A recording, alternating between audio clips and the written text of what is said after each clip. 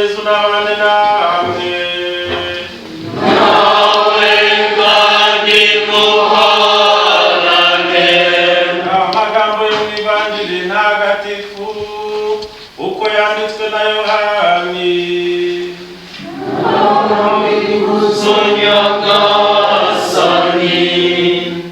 Muri icyo gihe Yesu agiye kuva kuri iyi si ngo asange se, yubura amaso ayerekeza ku ijuru, maze asenga agira ati: Dawe nyir'ubutagatifu, abo wampaye bakomeresha izina ryawe kugira ngo babe umwe nkatwe.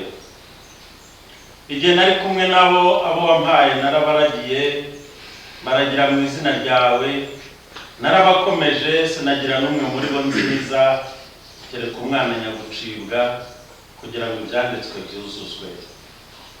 Ubu rero nje ngusanga, kandi ibi mbivuze nkiri mu isi, kugira ngo bankeshe kwigiramo ibyishimo bisendereye. Nabagejejeho ijambo ryawe, maze isi irabanga kuko atari ab'isi nk'uko nanjye ntari uw'isi. Singusabye kubakura ku isi, ahubwo ndagira ngo barinde ikibi. Si ab'isi nk'uko nanjye ntari uw'isi. Batagatifurize mu kuri, ijambo ryawe ni ukuri. Nk'uko wantumye munsi, nanjye niko nabatumye ku isi, kandi ndakwiyeguriye ubwanjye ari bo ngirira, kugira ngo nabo babe abakwiyeguriye mu kuri. Iyo ni Ivanjili ntagatifu. Asingizwa Kristo.